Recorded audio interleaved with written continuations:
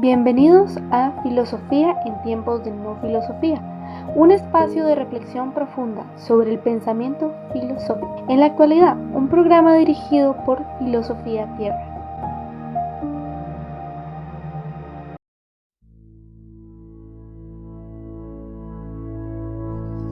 Jesús, tomando la palabra, decía mientras enseñaba en el templo: ¿Cómo dicen los escribas que el Cristo es hijo de David?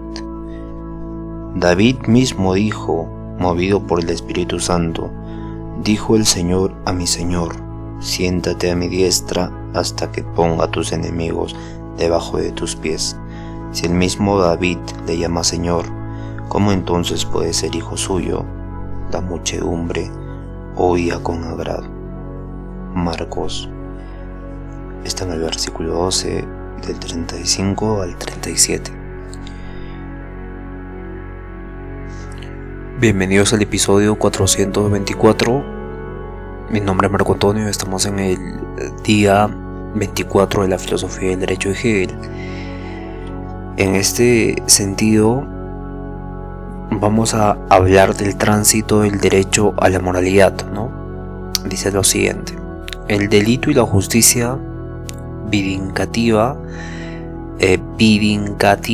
presentan la forma del proceso de la voluntad en cuanto superado en la diferencia de lo universal en sí y de lo individual que es por sí frente a aquella, y por lo cual la voluntad que es en sí con la superación de la síntesis retorna así, llegando a ser voluntad real por sí. De esta manera el derecho es confirmado y tiene valor frente a la voluntad singular, que es meramente por sí, en cuanto a que él es real por necesidad. Al mismo tiempo, esta configuración es precisamente la progresiva e interna determinación conceptual de la voluntad, según el cual la realización en sí misma de la voluntad es superar el ser en sí y la forma de la contigüedad en la que primeramente existe y posee como forma en el derecho abstracto.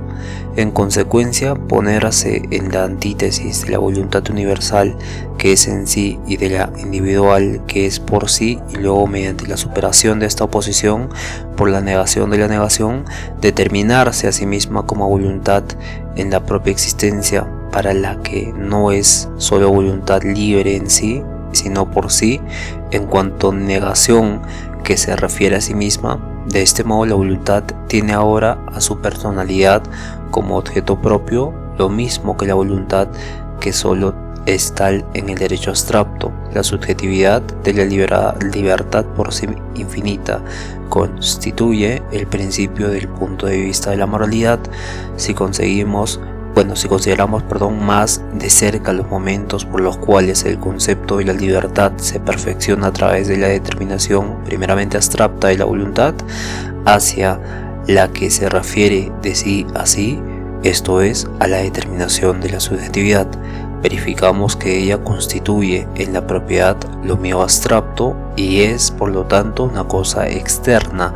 Así, en el contrato es lo mío mediatizado por la voluntad solamente común.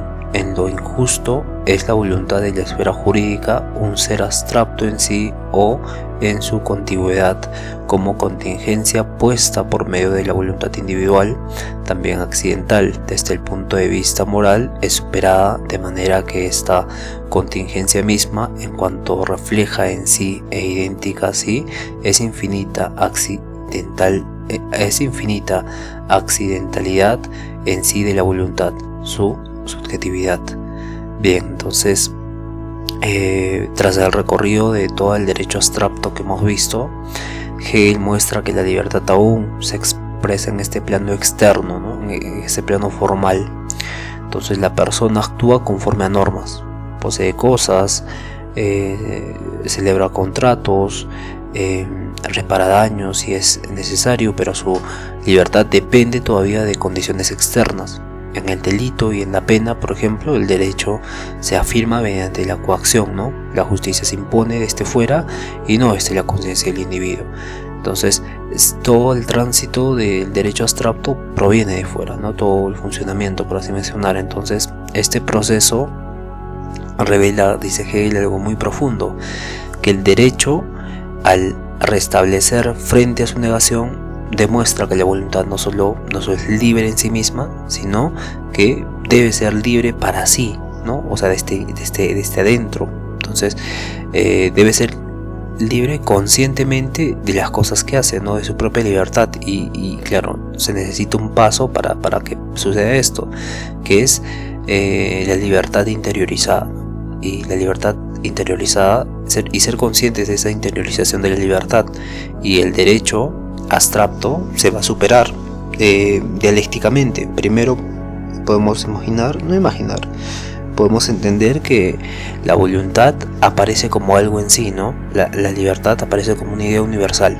Hasta ahí está bien. Luego se opone una voluntad por sí, el individuo que actúa, digamos, por su interés, por su deseo, por su egoísmo, por lo que fuese. Entonces, y finalmente, mediante la negación de la negación, que es el castigo que restaura el derecho, la voluntad se reconcilia consigo misma y reconoce como su voluntad real, como una voluntad consciente de su propio valor, ¿no? Y claro, más allá de sus intereses personales, y ese movimiento hace surgir una nueva esfera que es la moralidad, ¿no? Y aquí la libertad ya no se mide por lo que poseo o por el contrato o por lo externo, sino por la intención que tengo, por mi conciencia, por mi responsabilidad interior. Entonces la persona deja de estar definida por lo que le pasa o por lo que tiene o por lo que acaece, y se empieza a definir por lo que quiere ser conforme al bien. Ese es el tema. Entonces, en el derecho abstracto, la libertad se objetiviza, ¿no? Se vuelve real, se realizan las cosas, se realizan los contratos, se realizan las leyes, y en la moralidad la libertad se hace subjetiva. El sujeto se sabe libre y quiere actuar como tal libre, ¿no? Y ve que el desarrollo de las leyes, el desarrollo del Estado es una forma en que la libertad se ha expresado, entonces va a actuar conforme a esa manifestación. Entonces surge el nacimiento del yo moral, ¿no? El yo moral, la conciencia que juzga, que elige y claramente asume una responsabilidad. Entonces este paso tiene un sentido espiritual en Hegel, porque Hegel, recordemos que es cristiano, y claramente el pensamiento de la fenomenología del espíritu es básicamente en este sentido. Así como en el cristianismo enseña que el mandamiento exterior, o sea la ley, debe cumplirse desde el corazón, Hegel muestra que el derecho solo alcanza su verdad cuando se vuelve internamente ética, no cuando se interioriza éticamente. Entonces la moral es, en cierto modo, el equivalente filosófico de la conciencia cristiana, ¿no? Porque la libertad se sabe responsable ante un bien común universal, ¿no? Ante un bien universal, y no solo ante una norma externa que te dice que tienes que hacer, sino ante el bien universal, ¿no? Ante la idea de actuar correctamente a nivel universal, pero que está dentro de ti, por eso lo consideras elevado, ¿no? Ese es el punto. Bien, que surge este yo moral, y básicamente pasamos a la segunda sección, que ya es la moralidad. Bien, vamos a leer. En la proposición 105 dice lo siguiente: el punto de vista moral es el punto de vista de la voluntad, en cuanto es infinita, no meramente en sí, sino por sí. Esta reflexión de la voluntad en sí y su identidad, que es por sí, frente al ser en sí, a la contigüidad y las determinaciones que se desenvuelven, acreditan a la persona como sujeto, puesto que ahora la subjetividad constituye la determinación del concepto y es distinta de aquel como tal, es decir, como voluntad en sí, puesto que al mismo tiempo la voluntad del sujeto es como voluntad del individuo que es para sí. La subjetividad constituye la existencia del concepto, si en consecuencia está destinado un ámbito más elevado de la libertad para ahora en idea, el aspecto de la existencia o su momento real es la subjetividad de la voluntad. Solamente en la voluntad subjetiva puede ser real la libertad o la voluntad que es en sí. La segunda esfera, que es la moralidad, significa en la totalidad y el aspecto real del concepto de la libertad, y el proceso de esta esfera es superar la voluntad, que es sobre todo solamente por sí, la que solo inmediatamente en sí es idéntica a la voluntad en sí o general, según la diferencia en la cual ella se abisma en sí misma y la dispone para sí, como idéntica a la voluntad que es en sí. Este movimiento es la elaboración del ámbito actual de la libertad, de la subjetividad, la cual es en principio abstracta, esto es, distinta al concepto, para hacerle igual a él y obtener para la idea su verdadera realización, por la cual la voluntad subjetiva se determina precisamente como objetiva y verdaderamente concreta. La autodeterminación de la voluntad es a la vez un momento de su concepto, y la subjetividad no es sólo el punto de vista de su existir, sino su propia determinación. La voluntad subjetiva, determinada, libre por sí en cuanto concepto, tiene primeramente euristencia para ser como idea. Aquí podríamos hacer un error de tipeo: existencia para ser como idea. El punto de vista moral es, en su configuración, el derecho y la voluntad subjetiva. De acuerdo a este derecho, la voluntad reconoce y es alguna cosa solo en cuanto la cosa es suya y ella está implícita como algo subjetivo.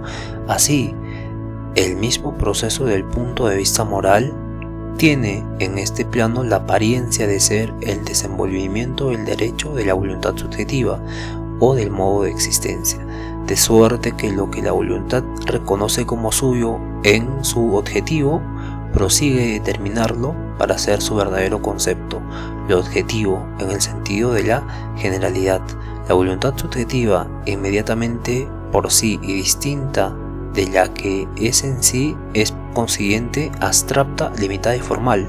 Empero, la subjetividad no es solamente formal, sino que como infinita autodeterminación constituye el elemento formal de la voluntad, puesto que en su primer relieve sobre la voluntad individual no está aún identificada con el concepto de la voluntad.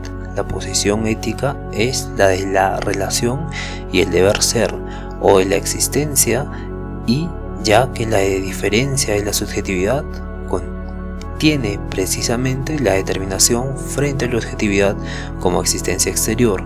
Aquí se hace presente también la posición de la conciencia, sobre todo el punto de vista de la diferencia, la finitud y lo fenoménico, del deber moral, del deber.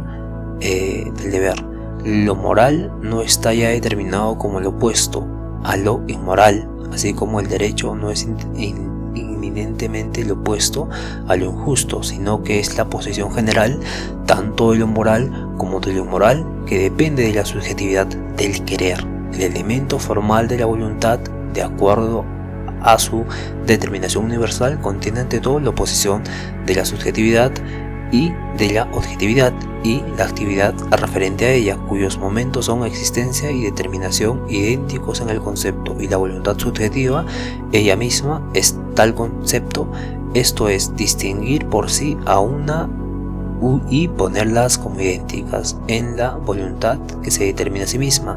La determinación es ante todo, y como colocada en aquella por sí misma, es la participación de sí y en sí. Es un contenido que se da. Tal cosa constituye la primera negación y el límite formal de la voluntad de ser solamente algo determinado subjetivo. Algo determinado subjetivo en cuanto a la reflexión infinita en sí es dicho límite para ella misma.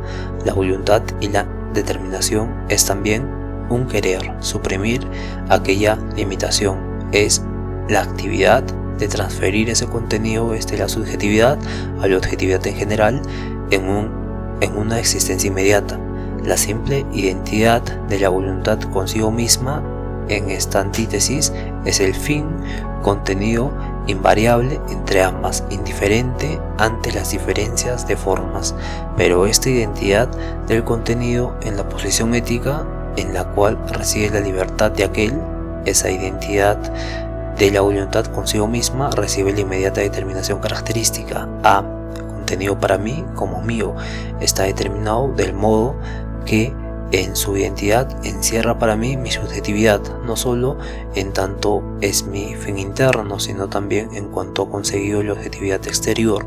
B, que el contenido encierra realmente un algo individual, y en cuanto a contenido de la voluntad, refleja en sí idéntica así en su determinación universal y comprende la determinación en aquella de ser adecuado a la voluntad en sí y tener la objetividad del concepto, puesto que la voluntad subjetiva, en cuanto es por sí, al mismo tiempo es todavía formal. Se trata solo de una exigencia y contiene igualmente la posibilidad de no ser adecuada al concepto, conservando yo mi subjetividad en la realización de mis fines. Al mismo tiempo supero en cuanto a objetividad de los mismos esta subjetividad como inmediata y por consiguiente en tanto es individual, pero la subjetividad externa de tal modo idéntica así es la voluntad de otros. El ámbito de la existencia de una voluntad es ahora subjetividad, y la voluntad de los otros a la vez es para mí la otra existencia que yo doy a mi fin. La realización de mi fin tiene en sí, en consecuencia, la identidad de mi voluntad con la de otros, pues mi voluntad mantiene una relación positiva con la voluntad ajena. La objetividad del fin cumplido incluye en sí los tres significados, o más bien se encierra en uno de los tres momentos: A, la existencia exterior inmediata, ser adecuada al concepto, y B, ser adecuada al concepto, y C, ser subjetiva universal. La subjetividad que se alcanza en esta objetivación consiste en que el fin objetivo es mío, de modo que yo estoy implícitamente en él en cuanto los momentos y de la subjetividad hayan coincidido con los momentos y de la objetividad. El hecho de que estas determinaciones, diferenciándose así de la posición moral, son reunidas solo por contradicción, constituye particularmente lo fenoménico o la finitud de esa esfera, y el desarrollo de este punto de vista es el desenvolvimiento de las contradicciones y de sus soluciones, las cuales, empero, dentro del mismo pueden ser solamente relativas. La exteriorización de la voluntad, subjetiva o moral, es una acción que contiene una determinación: A, ser reconocida por mí como mía en su exterioridad; B, ser la referencia esencial con el concepto como un deber ser; y C, ser referida a la voluntad de los otros. Solamente la exteriorización de la voluntad moral es acción. La existencia que la voluntad se da en el derecho formal reside en algo inmediato, y sigue siendo ella misma inmediatamente, no tiene por sí al comienzo ninguna relación manifiesta con el concepto. El concepto, no estando todavía frente a la voluntad subjetiva, no es distinto de ella, ni es una referencia positiva con la voluntad ajena. De ahí que la norma jurídica, según su determinación fundamental, sea solamente previsión. El contrato y lo injusto comenzarán a tener en verdad una relación con la voluntad ajena, pero el acuerdo que llega a realizarse se funda como sobre el capricho y la relación esencial. Allí, implícita con la voluntad ajena, es como jurídico el hecho negativo de conservar mi propiedad y de dejar al otro lo propio. Por el contrario, el punto de vista del delito se considera aquí solo como proveniente de la voluntad subjetiva y según el modo y la manera que tiene en ella su existencia. La acción judicial, en cuanto imputable a mí, no según su contenido que está determinado por prescripciones, contiene solamente algunos momentos de la verdadera y propia acción moral, pero de una manera exterior. Ser acción moral verdadera y propia es, por lo tanto, un aspecto distinto de ella en cuanto judicial. El derecho de la voluntad moral encierra estos tres momentos: A, el derecho abstracto o forma de la acción, como ésta es realizada en la existencia inmediata, consiste en que su contenido es en general mío y la acción un propósito de la voluntad subjetiva. B, la particularidad de la acción en su contenido interior. A, como está determinado por mí el carácter general del contenido que constituye el valor de la acción y también aquello por lo cual ella tiene valor para mí, la intención.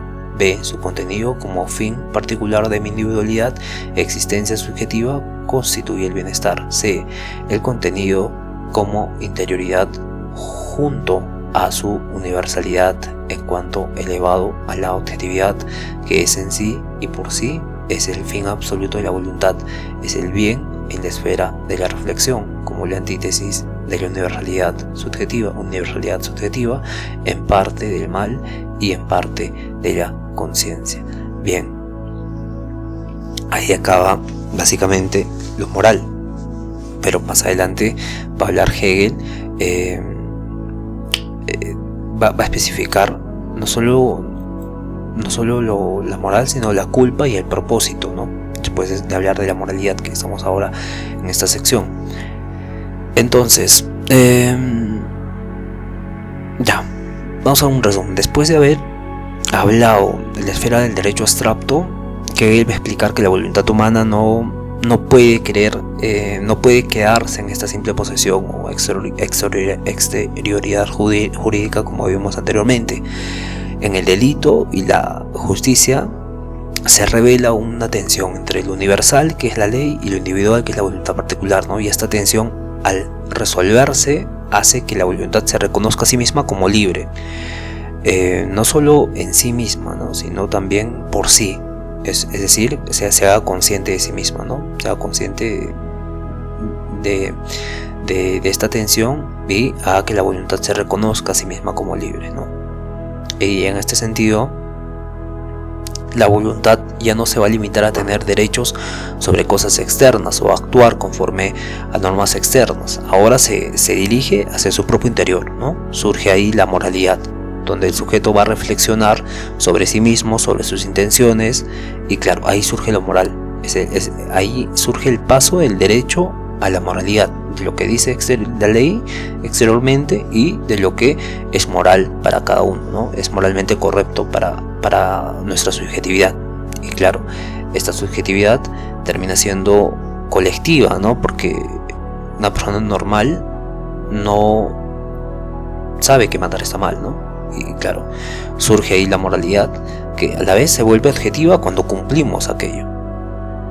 Claramente, donde el sujeto reflexiona, existe esta conciencia, ¿no? Y claro, el paso del derecho a la moralidad se vuelve el paso de la exterioridad de la libertad, ¿no? Como la exterioridad de la libertad era la propiedad, era el contrato, era la ley, pero ahora se pasa a la interioridad de la libertad, que es la conciencia, que es el deber, que es la intención, ¿no? Y en esta nueva etapa, el individuo se va a reconocer como un sujeto moral, una persona que tiene no solo derechos, sino tiene responsabilidades, tiene conciencia, tiene deber. Entonces Hegel llama esto el punto de vista de la voluntad infinita por sí misma, ¿no? El punto de vista de la voluntad infinita por sí misma, que es la libertad, que ya no depende de cosas exteriores, sino depende de su autodeterminación interna, de la moral, de lo correcto y lo incorrecto, que reflexione sobre sí misma y su intención en actuar frente a esa libertad. Bien, entonces en esta sección específicamente en la moralidad, es donde la moralidad se convierte en el segundo momento que de la manifestación del espíritu, ¿no? Del espíritu objetivo. Se manifiesta en la moralidad como segundo momento. Como primer momento dijimos que era la voluntad libre. Espera. No, estoy equivocado. Yo estoy en lo correcto, pero es mucho más profundo esto. El primer momento en que el espíritu absoluto se manifiesta es la voluntad libre. Pero esta voluntad libre se forma inmediatamente en algo externo, que sería la realización del derecho. Y la realización del derecho tiene como punto de partida la propiedad. Entonces, la primera manifestación del espíritu absoluto, como consecuencia ya materializada, es la propiedad, ¿no? Pero inicia pues otro proceso, ¿no? Primero se manifiesta en la voluntad libre, luego se forma inmediatamente en una realización en el derecho, o sea, tiene la necesidad de poderse reflejar en algo y se refleja como punto de partida inicial en la propiedad. Ahí está bien, eso es la forma correcta de decir las cosas. En ese sentido, surge aquí el segundo momento, que es la moralidad, ¿no? La moralidad es el terreno de esta conciencia moral, este espacio donde el sujeto busca alinear, poner congruencia su voluntad individual con la voluntad universal, ¿no? Ese es el punto. Y surge la acción moral. La acción moral es la voluntad moral que se realiza en acción, y toda acción va a implicar tres elementos para Hegel. El primer momento es ser reconocida como mía, ¿no? Yo quiero esto, y yo realizo esto, ¿no? Y luego el segundo momento es que tiene que estar conforme al deber o al concepto de bien. Lo que voy a hacer es correcto y incorrecto. Y luego el tercer momento es la relación con la voluntad de otros, ¿no? Voy a hacer esto, pero no tiene que ir en contra de la voluntad de otros. Tiene que relacionarse correctamente con la voluntad de otros, ¿no? Y así la acción moral no solo es solo una intención interna de yo querer hacer, sino debe manifestarse en el mundo, entrar en relación con los demás y mostrar su coherencia con el bien universal. Entonces Hegel reconoce que la moralidad está llena de tensiones. El individuo busca siempre realizar un fin personal, ¿no? Y a la vez ajustarse al deber para que no sea ilegal lo que hace. Entonces su subjetividad debe armonizarse con la objetividad del mundo, con las otras voluntades, ¿no? Pero esta armonía es difícil porque muchas veces el individuo no logra su intención, porque no coincide con el bien general, ¿no?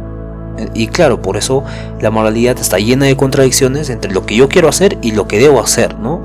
Entre mi interioridad y mi exterioridad, ¿no? Como pasaba con Javier Milei. Javier Milei decía que los impuestos son un robo y no debo hacer esto, pero los hago. Y claramente no quiero hacer lo que debo hacer.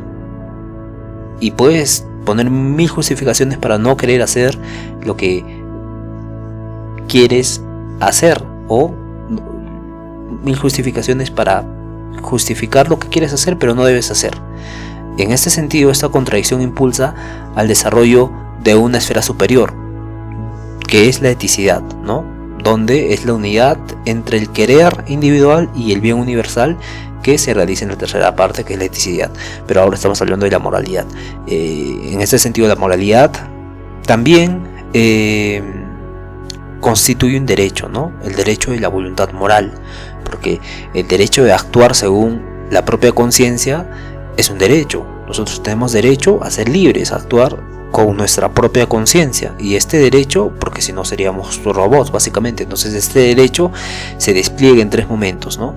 El derecho abstracto de la acción, o sea, puedo actuar si la acción es mía, no puedo actuar si la acción es de otros, ¿no? Si digo, tú haces esto, y lo hace, y básicamente no es su voluntad y lo hace, pero no está en coincidencia con la voluntad de otros, entonces comete un delito. Entonces por eso es el derecho abstracto a una acción, porque puedo actuar si la acción siempre es mía.